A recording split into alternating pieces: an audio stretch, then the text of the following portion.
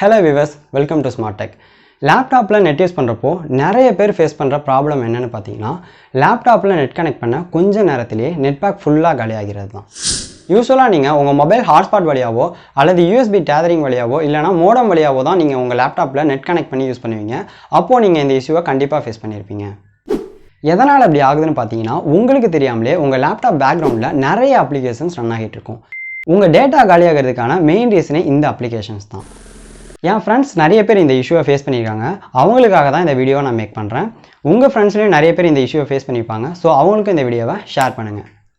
சரி வாங்க நம்ம இப்போ வீடியோக்குள்ளே போகலாம்.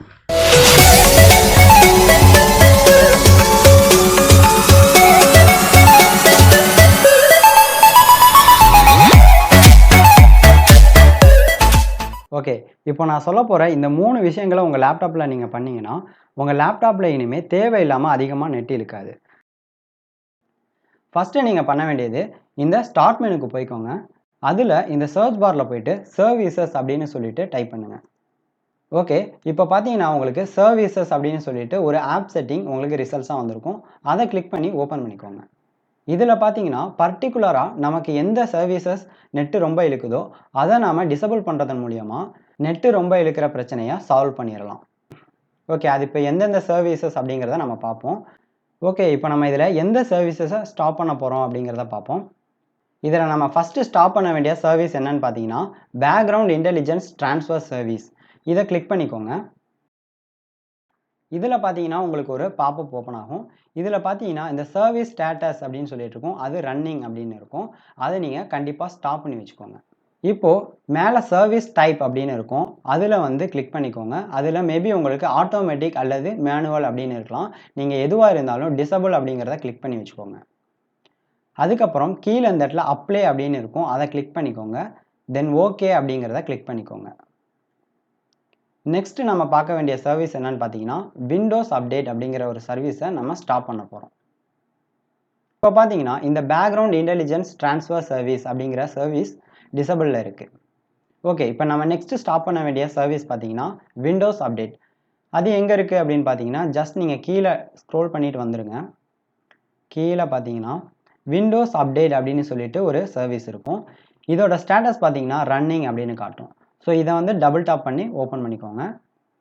இப்போ பார்த்தீங்கன்னா இதுக்கும் அதே மாதிரி ஒரு பாப்அப் ஓப்பன் ஆகும். இதுலேயும் சர்வீஸ் ஸ்டேட்டஸ் ரன்னிங் அப்படின்னு இருக்கும், அதை ஸ்டாப் பண்ணிக்கோங்க. அடுத்து ஸ்டார்ட் அப் அப்படின்னு ஒரு ஆப்ஷன் இருக்கும், அதை கிளிக் பண்ணிக்கோங்க. இதுலேயும் மேனுவல் அல்லது ஆட்டோமேட்டிக் அப்படின்னு உங்களுக்கு இருக்கலாம். எப்படி இருந்தாலும் டிசபிள் அப்படிங்கிறத கிளிக் பண்ணிக்கோங்க. அடுத்து கீழே இருக்கிற அப்ளை அப்படிங்கிறத கிளிக் பண்ணிக்கோங்க. அடுத்து ஓகே கொடுத்துக்கோங்க. இப்போது உங்கள் சிஸ்டத்தில் அன்வான்டாக டேட்டா இழுக்கிற சர்வீசஸை டிசபிள் பண்ணியாச்சு. அடுத்து நம்ம கடைசியாக பண்ண வேண்டிய ஒரு விஷயம் என்னென்னு பார்த்தீங்கன்னா நான் ஜஸ்ட்டு டெஸ்க்டாப் வந்துக்கிறேன். இங்கே வந்ததுக்கப்புறம் இந்த சர்ச் பாரில் போயிட்டு டாஸ்க் மேனேஜர் அப்படின்னு சொல்லிட்டு சர்ச் பண்ணுங்கள். இந்த டாஸ்க் மேனேஜருக்குள்ளார போய்க்கோங்க.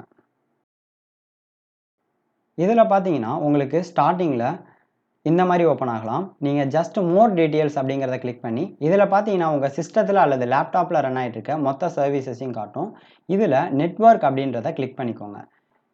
இதில் நீங்கள் யூஸ் பண்ணாத சாஃப்ட்வேர்ஸை ரைட் கிளிக் பண்ணி எண்டு டாஸ்க் அப்படிங்கிறத கொடுத்துக்கோங்க. இது மாதிரி நீங்கள் யூஸ் பண்ணாத எல்லா சாஃப்ட்வேருக்குமே எண்டு டாஸ்க் அப்படின்றத கொடுத்துக்கோங்க. இந்த 3 விஷயத்தையும் உங்கள் லேப்டாப்பில் நீங்கள் பண்ணிட்டீங்கன்னா இனிமேல் உங்கள் லேப்டாப்பில் தேவையில்லாமல் டேட்டா லாஸ் ஆகாது. ஸோ இந்த வீடியோ உங்களுக்கு யூஸ்ஃபுல்லாக இருந்தது அப்படின்னா இந்த வீடியோக்கு ஒரு லைக் கொடுங்க.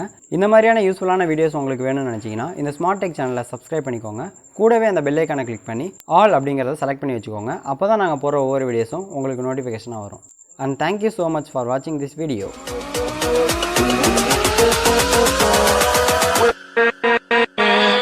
With